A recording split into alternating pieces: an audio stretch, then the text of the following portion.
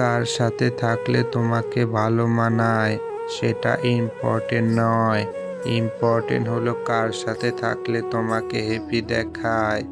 তোর আর আমার সম্পর্কটা রেল লাইনের মতো, পাশাপাশি থেকেই গেলাম, কখনো এক হতে পারলাম না। একজন রাগ করলে সম্পর্ক গভীর হয়, আর দুজন রাগ করলে সম্পর্ক নষ্ট হয়। ভালোবাসলেই কি পেতে হবে এমন তো কোনো কথা নেই। থাকুক না কিছু ভালোবাসা স্মৃতি হয়ে। কাউকে সারা জীবন কাছে পেতে চাও, তাহলে প্রেম দিয়ে নয়, বন্ধুত্ব দিয়ে আগলে রাখো। কারণ প্রেম একদিন হারিয়ে যাবে, কিন্তু বন্ধুত্ব কোনোদিন হারায় না। জীবনে দুটো জিনিস খুব বেশি কঠিন মনে হয়। নাম্বার 1, কাউকে ভালোবাসি বলাটা। নাম্বার 2, কাউকে জীবন সাথী করাটা। একজন নারীর বয়স এবং একজন পুরুষের বেতন জিজ্ঞেস করা উচিত নয়, কারণ একজন নারী কখনো নিজের জন্য বাঁচে না, আর একজন পুরুষ কখনো নিজের জন্য উপার্জন করে না।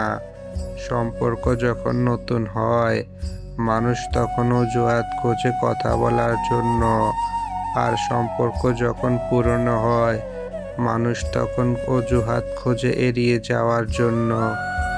একজন মহিলাকে জিজ্ঞেস করা হলো, তোমার শ্বশুর বাড়ির সমস্যা তুমি তোমার স্বামীর সাথে আলোচনা করো না কেন? মহিলাটি হেসে জবাব দিলেন, ম্যালেরিয়ার সমস্যা কি মশার সাথে আলোচনা করে মেটানো যায়? ভদ্র ছেলেদের জন্য মেয়েদের মনে কখনো প্রেম জাগে না। যা জাগে তা হলো সহানুভূতি।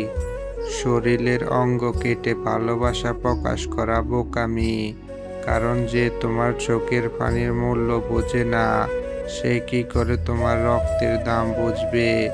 অবহেলা শব্দটা অনেক ছোট হতে পারে, কিন্তু সব থেকে বেশি যন্ত্রণাদায়ক।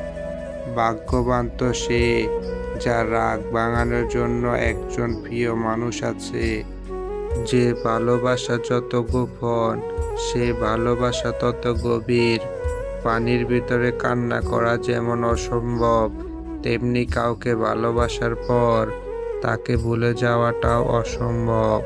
শিক্ষা মানুষকে আলোকিত করে, আবেগ মানুষকে নষ্ট করে দেয়, বিবেক মানুষকে বাঁচায়, আনন্দ মানুষকে হাসায়, ধৈর্য মানুষকে উন্নত করে, আর মিথ্যা মানুষকে ধ্বংস করে।